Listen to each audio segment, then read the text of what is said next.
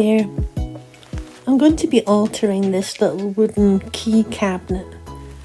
I've had it for years, but I never really wanted to do anything with it because the key hooks went in there and the door closed in this direction, and it always felt really strange to me. I guess, I don't know if it's cultural or what, but it feels to me that the door should open that way.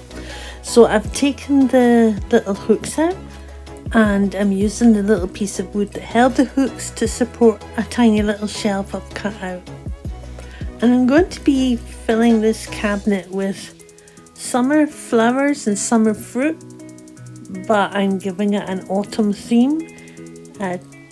In my head, this represents a requiem to summer. It's saying goodbye to summer, watching summer dying off and watching the autumn colours taking over.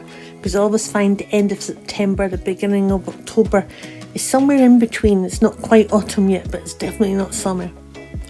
I've got these strawberries. These are by Prima, and I'm using them because I was terribly tempted by them when I saw Anna and Finnabar use them in a project of hers.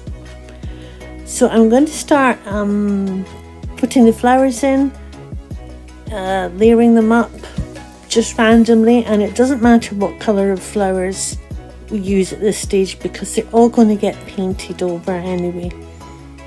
I'm just going to speed up the video and let that part play out, and I'll come back when that's done.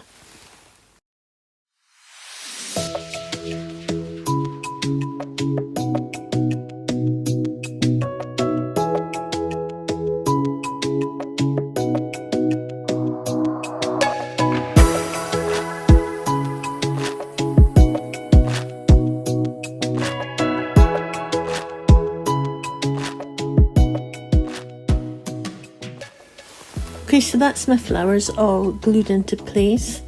A few chipboard leaves by Dusty Attic.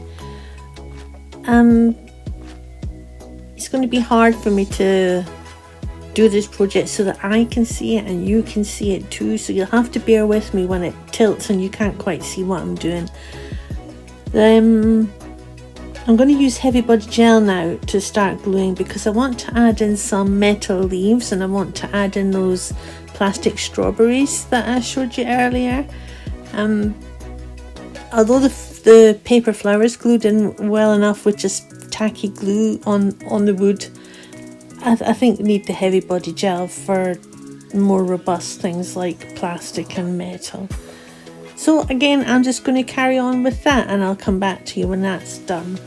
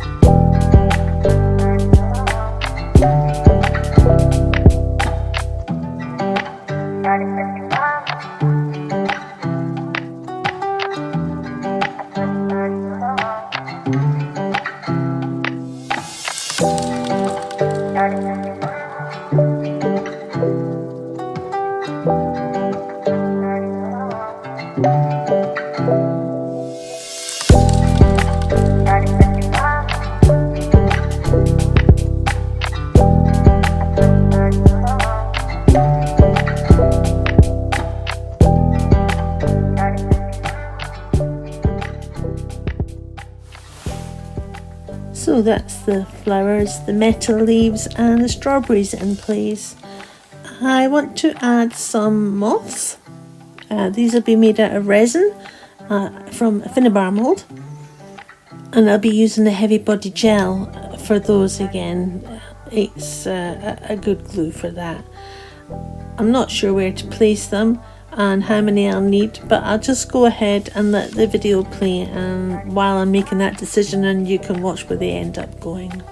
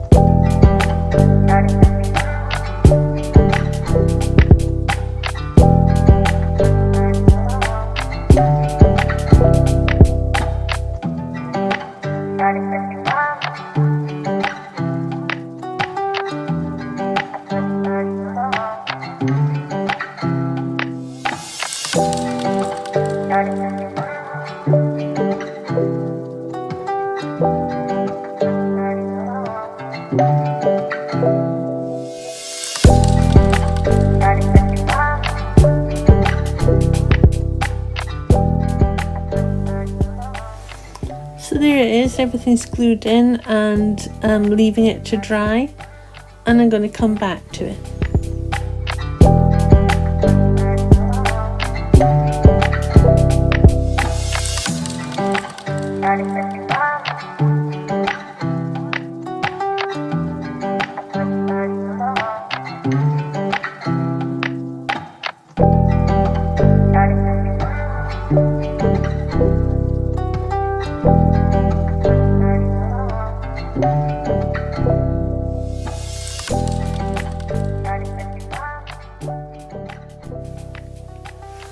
It's not completely dry, some of the parts are still moving a little bit, but I'm going to plough on regardless because I have no patience. I'm going to use heavy gesso now to cover and give a good primer to everything, especially on the glass and the resin butterflies. And this is also going to sort of neutralize all those different colors of flowers, which is why you can use any of your flowers left over, all various colors. It won't matter, they'll all blend in the end. But it is important to remember with the paper flowers, they don't like getting wet. They are going to fall apart if they get too wet. So do a light layer of gesso on them first, then dry it thoroughly, then do another layer. And each layer of gesso is going to help make them more and more waterproof. So eventually it's going to get quite easy to put wet paints things on them without them deciding to fall apart on you. So again, I'm going to speed up the video and just let you watch that getting covered. I think I probably put 2-3 layers on, and then I'll come back.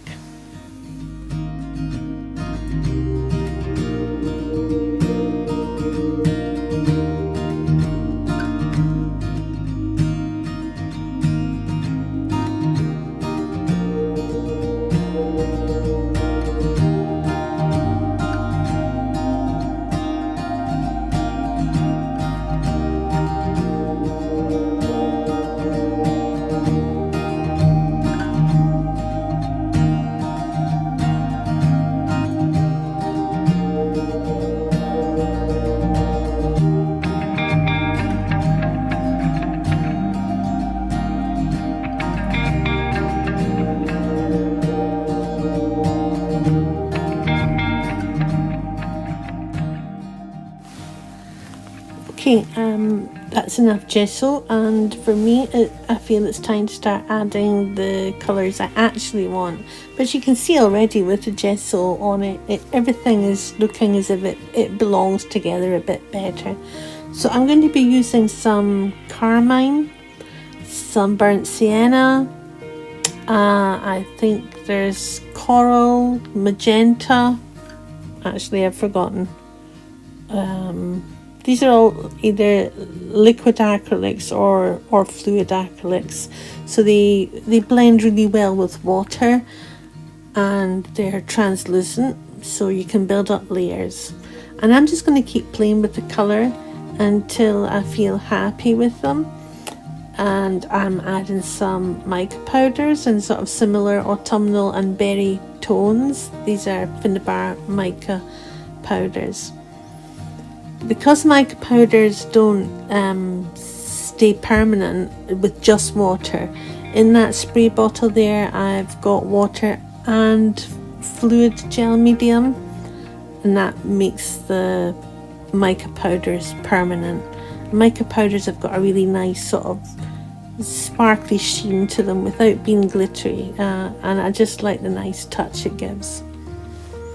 So again, I'll just let the video go whilst I play with the colour, and I'll come back to you.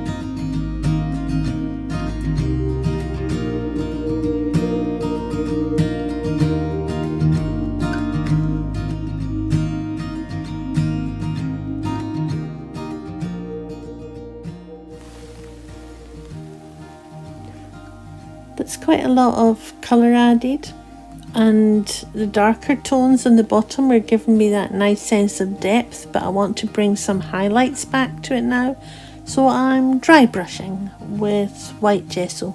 You can use white opaque paint as well, it doesn't have to be gesso or in pastel paints, just as long as you take the worst of the paint off on your brush so that your brush is almost clean, and just gently wipe the tips of the brush over the top of the project, just to sort of touching the edges of the flowers and the leaves. In some places, like some of the flowers, I want them a bit whiter, so I add slightly thicker amounts, but mostly it's dry brushing.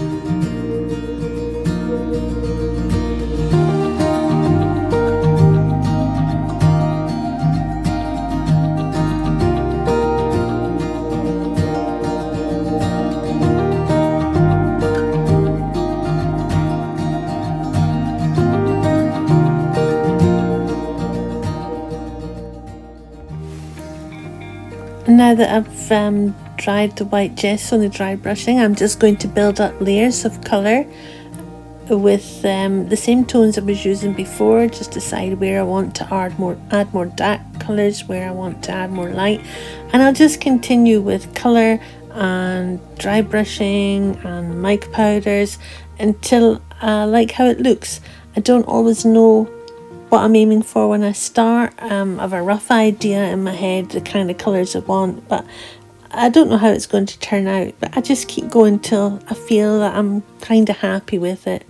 So I'll just leave you watching that for a bit.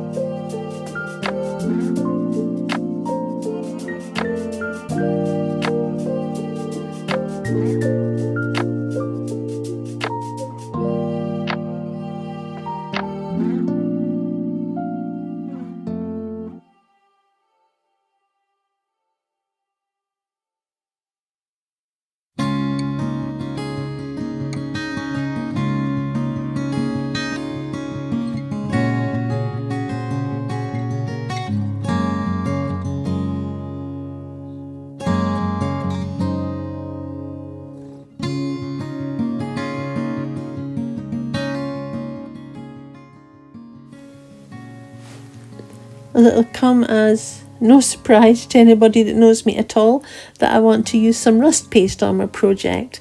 But I like the rust to feel like it's coming from somewhere rather than just mysteriously appearing.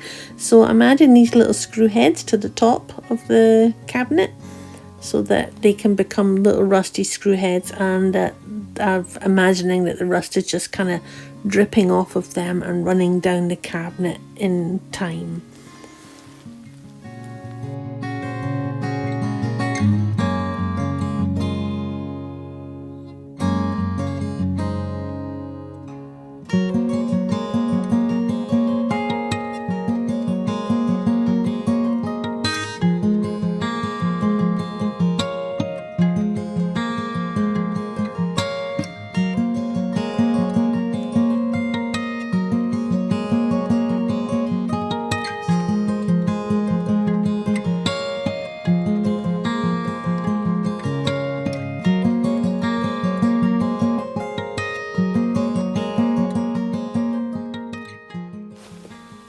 Now, while I give the heavy body gel under those screw heads just a few seconds to dry, I'm going to add this effect paste. It's crystal ice, sort of sparkly. I think it just kind of reminds me of the first frost that we get, the kind of first frost that would hit strawberries and make them all rot like that. And we have started to get a few cold nights like that here in Scotland, so I'm just going to sprinkle it with the palette knife gently over the tops of some bits, and just for added glittery effect I will also include some of the Deco Art Glamour Dust.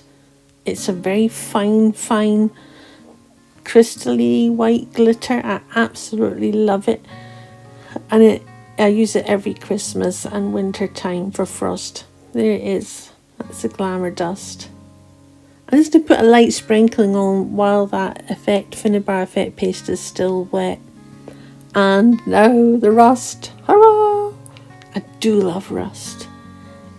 I'm just going to dab it on, spray water, and let it drip and trickle where it may, and I'll use a baby wipe to take off any bits that I'm not too happy with. I'll probably go over it 2 or 3 different times, putting it on, dabbing it off until I'm happy with it.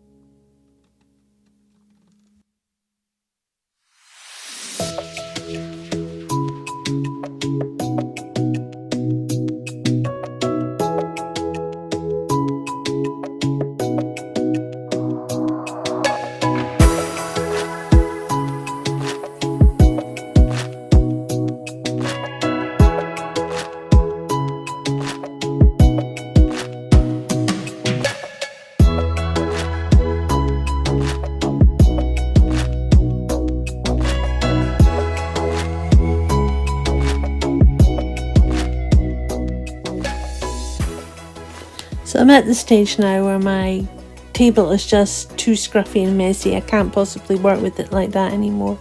I can up to a point stand it, but I have to clear it away and start.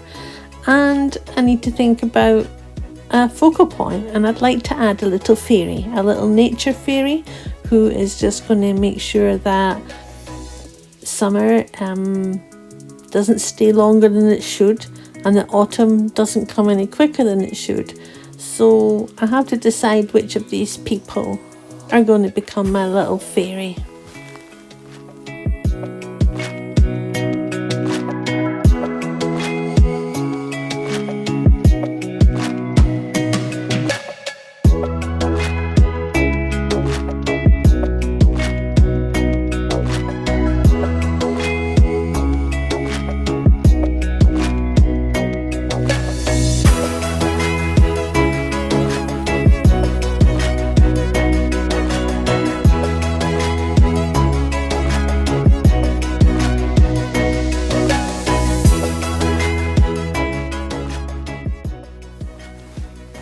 And the winner is that little girl there that's sitting down. She's going to sit on the edge of my shelf, I think.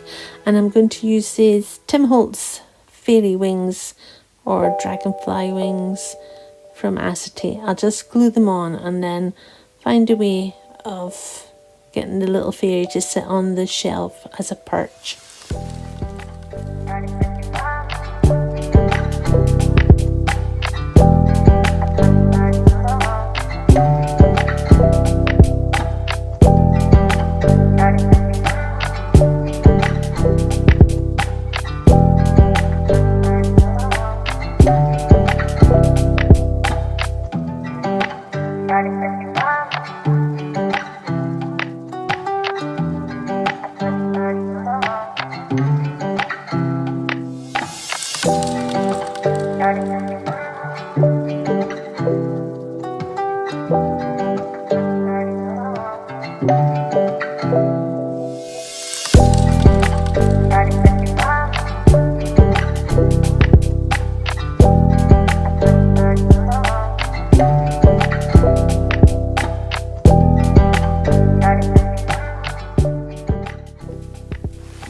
I'm toying with what else to put in just as a finishing touch. I'm thinking about a sentiment or something, but I'm really very undecided. So I'm just going to stop the video here, and I think I'll come back to it tomorrow and think about what I'd like to put in there. Thanks for watching the video, and the finished item will appear at some time on the Mad Scrapper blog in full with a bit more detail about what supplies were used. Bye.